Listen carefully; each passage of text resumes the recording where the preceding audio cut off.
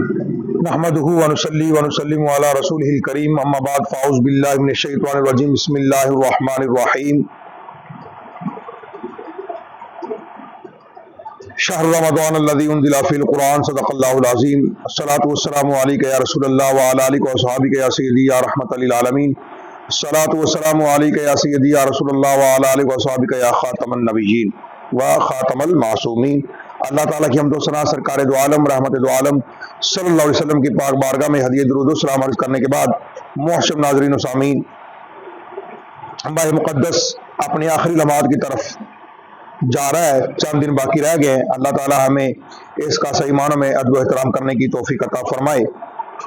تو حضرات گرامی، آج دنیا کے اندر ہر بندہ پریشان ہے، کوئی مصیبت کے اندر پریشان، کوئی بیماری کے اندر پریشان۔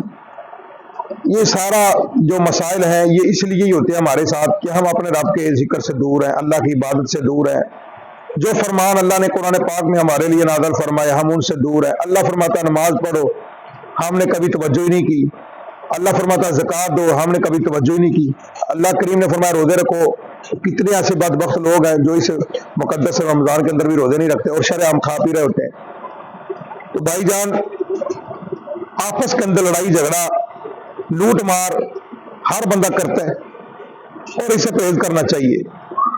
اگر لڑنا ہے تو مردود شیطان سے لڑ، نفس امارہ سے لڑائی کر،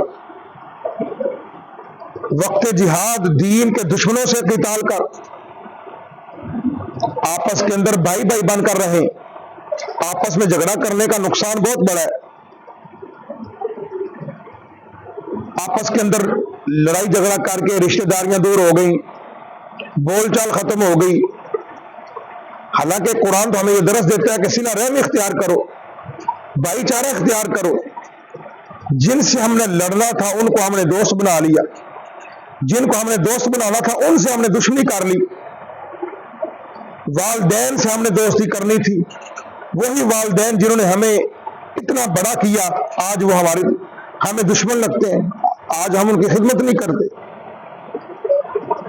اور بھائی انسان کا بڑا غیر خونی رشتہ ہے، لیکن آج بھائی کے ساتھ ہماری بنتی نہیں، بہنوں کے ساتھ ہماری بنتی نہیں۔ یہ عظیم رشتے ہم نے اپنی انا کے پیچھے توڑ دیے، اور شیطان جو انسان مسلمان کا کھلا دشمن ہے اس کو ہم نے راضی کر لیا۔ نماز نہ پڑھنا، اس میں رب کی ناراضگی تھی اور شیطان کی خوشی۔ ہم نے رب کو ناراض کر لیا، شیطان کو خوش کر دیا۔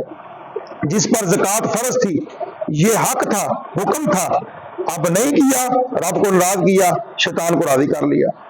حج فرض تھا، جن پر فرض تھا انہیں کرنا چاہیے تھا، اب وہ پھر بھی نہیں کریں گے یا نہیں کر رہے ہو تو وہ اللہ کی بات ناراض کر رہے ہیں، شیطان کو راضی کر رہے ہیں۔ رمضان کے روزے فرض ہیں، یا ایھا الذین آمنوا کتب علیکم الصیام، کہ تم پر روزے فرض کیے گئے، اللہ کا حکم ہے، لیکن ہم نہیں رکھتے۔ اب ہم نے جو کام ہمارے لیے ضروری تھے وہ ہم نے چھوڑ دیے، اسے پش ڈال دیا، رب کو ناراض کر لیا۔ جو شیطان ازلوں سے ہمارا دشمن ہے وہ ہم سے راضی ہے کہ آپ کام بڑے صحیح کر رہے ہو، خدا را ہوش میں آ جائیں۔ شیطان تو آپ کا دشمن ہے، آپ دشمن کو راضی کر رہے ہو۔ اللہ تو آپ پر اتنا مہربان ہے، آپ نماز نہیں بھی پڑھ رہے پھر بھی آپ کا رزق بند نہیں کیا اس نے۔